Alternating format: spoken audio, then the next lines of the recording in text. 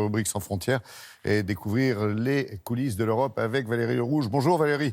Ce matin, vous allez nous parler d'Europol, l'agence européenne la plus secrète et la mieux protégée. Mais on peut le comprendre, hein, vu sa mission.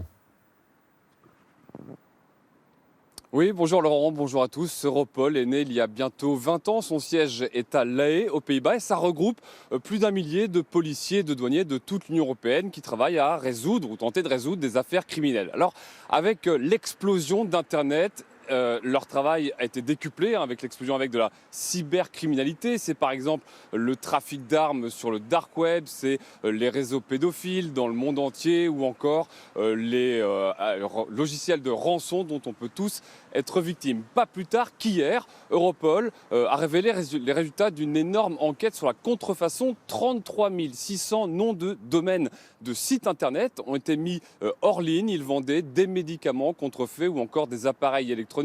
Et 12 suspects ont pu être arrêtés. Quand nous sommes allés les voir il y a quelques semaines, ils travaillaient sur une enquête mondiale sur la cyberpédopornographie. Je vous propose de voir le reportage que nous avons réalisé avec Sylvain Winans.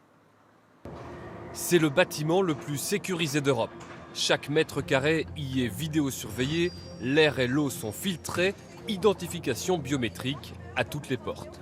Europol réunit 1200 policiers, gendarmes, experts informatiques des 28 États membres et d'autres pays partenaires.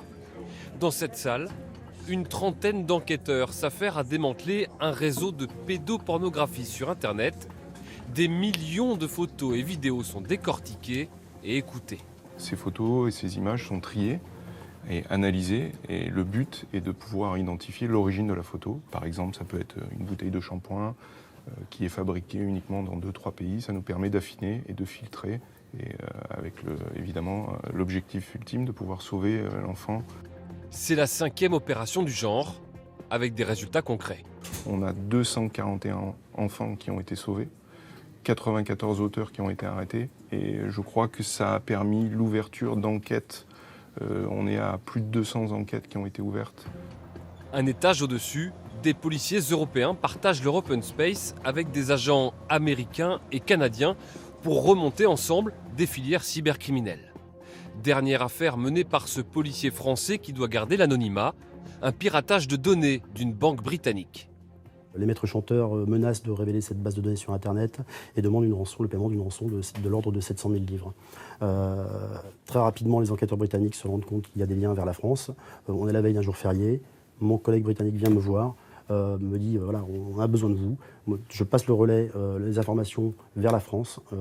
Les services de police enquêtent, très rapidement identifient des suspects qui vont être arrêtés très rapidement. Par le rapprochement physique de policiers européens, Europol permet aujourd'hui d'accélérer les enquêtes et d'optimiser le savoir-faire de chaque pays. Récemment, le meilleur expert français en matière de crypto-monnaie a été recruté par l'agence. Ça apporte une expertise complémentaire parce que chaque pays a ses meilleures pratiques. Et chaque service de police amène à Europol ce qu'il a de meilleur et donc finalement enseigne aux autres peut-être des nouvelles techniques.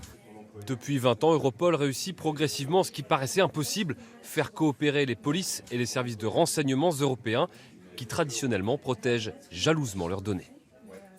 Alors attendez, Europol d'un côté, Interpol de l'autre. C'est quoi la différence, Valérie ?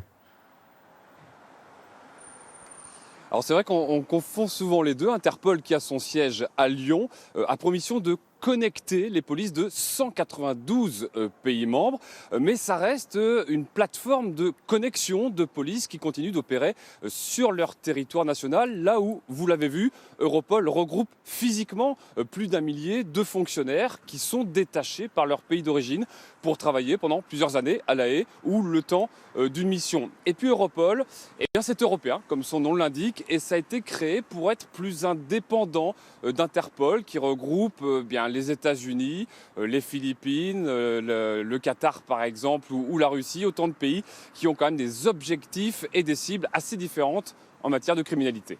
Merci pour toutes ces infos et ces précisions. Et puis bonne journée surtout à Bruxelles. Au revoir Valérie, à bientôt.